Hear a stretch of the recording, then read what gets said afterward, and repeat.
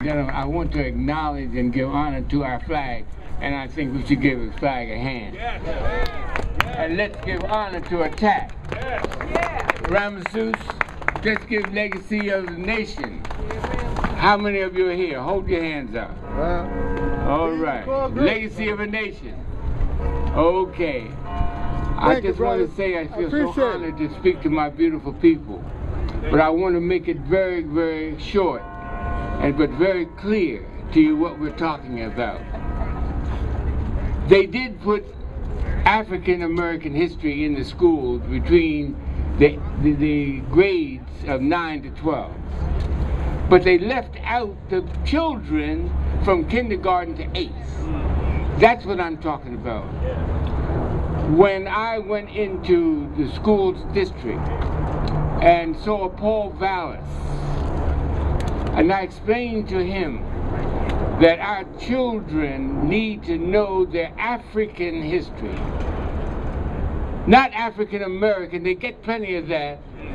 White folks will give you all the African American history you want. They'll make you repeat, I have a dream, 1,000,000 times. But still last night, at 32nd and Cumberland, a black man killed another black man. And just before he pulled the trigger, he said, "You black, liver lip, SOB." And we found out through Alvin Poussin, a great psychologist, that the hatred of our color, the hatred of our features, is what prompts our black men for killing each other at the rate of 1 every 72 minutes. When I went to Greater Fort to talk to them, to the lifers up there who were from Philadelphia, they say all through their school years they never learned anything positive about our African background. So I knew that that's what it has to be. I explained this to Paul Vallis, the superintendent of schools in 2004. He said, "Oh, we got black history." No. You have African American history from grades 9 to 12. We want our babies, our children, while their minds are still forming, to learn of the greatness of our African background from Songhai and ancient Kemet. And he said, "Well, how are you going to do that?" I said, "Send me 17 books, 9 of them history books, and 8 of them geography and science books." He sent me 17 this thick. This is a history book of the 5th grade, white history book, with all the things about the greatness of Europe, the greatness of the Europeans. And I said, I will infuse into this book, page by page, chapter by chapter, the African relevancy of that chapter. Now, this is what I did for 9 history books like this, and 8 science and geography books. I want you to see what I'm talking about when we say infusion. Because 40 years before, I had written an African book with John Henry Clark called The World of Africans and African Americans, and they printed 13,000 copies, and we distributed them to all the teachers in Philadelphia, and they never used them because it was a separate book. That's why we have to have one that's infused. That is, they can't turn to chapter 1 and miss us. We're in chapter 1, we're in chapter 2, we're in chapter 3, we're in all the chapters. That's what you call infusion. Now, I just want to see before. Now, what is the result of leaving out the greatness of our African past? The result is we kill each other because we hate our ancestral knowledge. We have been robbed of that. And because of that, we kill each other at a rate greater than any race in history. And as time goes on, it gets worse and worse. We have the worst health in America. We die younger than any other race because we do not have the knowledge that all white kids have about their European ancestors. You understand what I'm saying? I can go more into detail about that. But time is pressing on. Now what happened was, Paul Vallis said, "Yeah, do this." And so I gave him all of the information in all 17 books, all to be infused, and he said they'll be printed in 2010. So this was 2006. So he said, well, can you teach some of the teachers about African history? They don't know anything about no African history. They don't know about the beautiful city of Timbuktu that Alfred Lord Tennyson wrote about in 1838 and won the Chancellor's Prize and became the poet laureate of England, writing about the beauty of a black city in West Africa called Timbuktu. They don't know anything about the greatness of the surgeons of Shanghai who were operating for the cataract of the eye 200 years before Europe had any idea of it. They don't know anything about the fact that black people, African people, gave reading and writing to the world 9,000 years ago. 7,000 years before the first book in Europe was written by Homer called Iliad and Odyssey. They don't know anything about that. I said, no, when our children learn who they are. Now, we did that with thousands of children.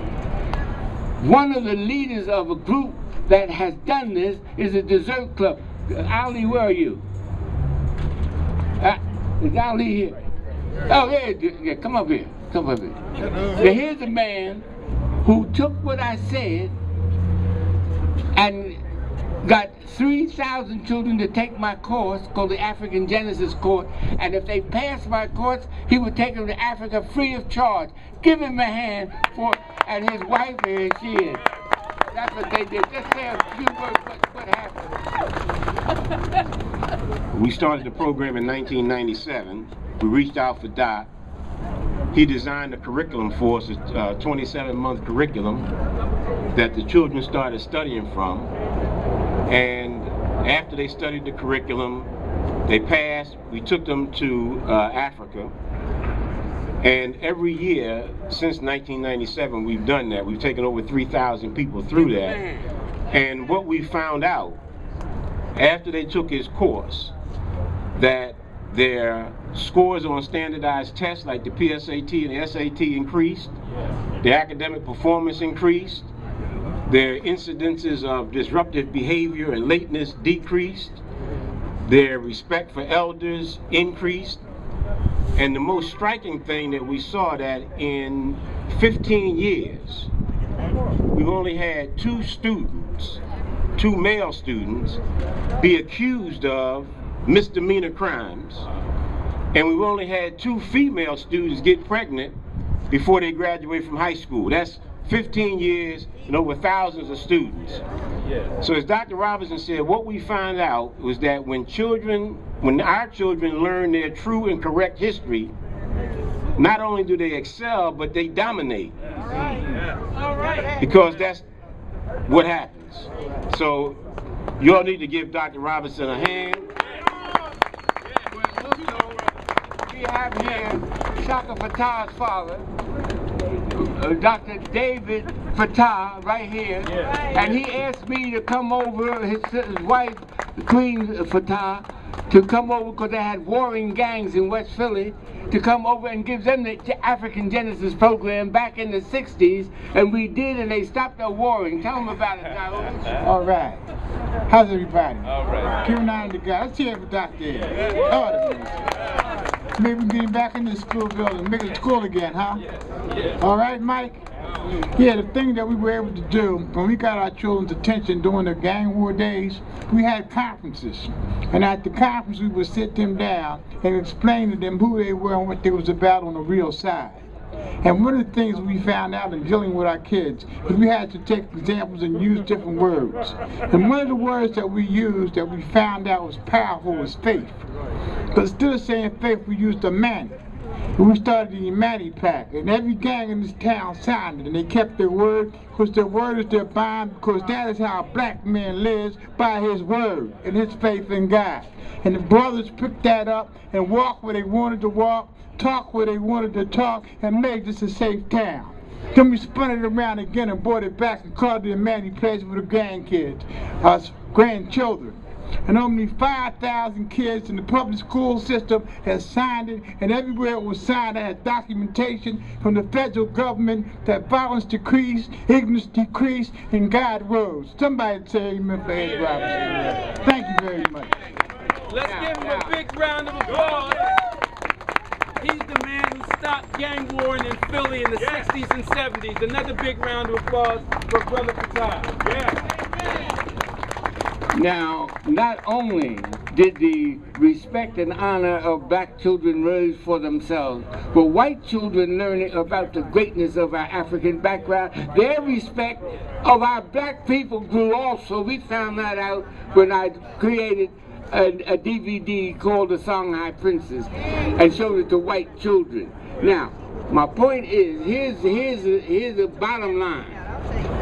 Paul Vallis told me that he was going to take these 17 books and infuse into each book all of the African information that I had written and documented, and then the teachers union came to him and got him out of there, got him out of superintendency. And the reason they did that, and they told David Hornbeck, a former superintendent, the reason that they did that, they said because then black children would supersede white children in academia.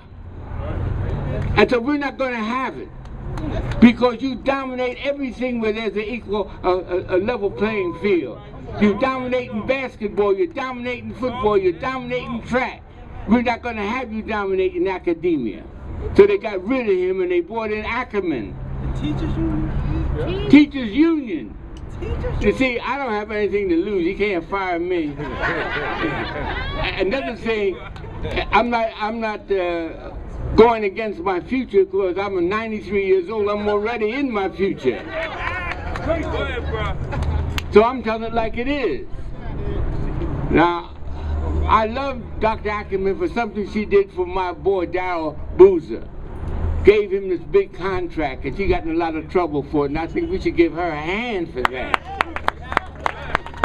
But I can't give her a hand for killing my curriculum, because she said she don't know anything about it. How you going to, they gave me $57,000 to write it. How are you going to not know about a $57,000 contract paid to a black man? Ain't nowhere in the world. Supposed to find out about it. All right. So I'm not saying anything against her. I'm just saying that maybe the teachers union might have gotten to her. Might have. I'm not saying it is so. But I know this. She said to Senator Leanna Washington, I don't know anything about it. So Senator Leanna Washington said, well, find out about it, because our children's lives depend on it. Those guys up in Graterford came through the school district. We got to catch the children between kindergarten and 8th grade to teach them about themselves, about the beauty of black, about the beauty and grandeur of our cities in West Africa. The fact that we came over from Egypt in 642 AD. We are the descendants of the ancient Egyptians who came over from East Africa in 642 AD when the Arab Muslims invaded Egypt and said, believe infidel or die, and thousands of our fathers and mothers came over to West Africa and founded the Songhai Empire in the 7th century. Now that's a long story. See, I have all that stuff in the books. Now, what we're saying to you, that we cannot have our children go through other generations. This is the 3rd generation. And I don't have that much longer to live. There's all laws of probability. So therefore, I've got to do something that's going to act fast to get our children the knowledge that we have already written. It's got to be republished, got to be reprinted with our information in it. Do you understand what I'm saying? That's the infusion curriculum that we have to have. So we're going to bring suit. We're going to bring suit against the state, and this school district of Philadelphia for denying our children and causing irreparable harm to them for all these generations. That's what we're going to do. And we're going to ask Mike Coard, this great man who formed this organization, Avenging the Ancestors Coalition, who's going to do more than any other group ever did in Philadelphia to give our children their rightful place in the history of the world. And that's what we're going to do it. And so, since they won't do it peacefully, we're going to have to go to court to do it. And then we're going to get the money from that and have our motion picture where we've written already 4 scripts so that the world will know the beauty, grandeur, and sophistication of our African background. I'm talking about African background. All right. Thank you very much. Thank you. Thank you.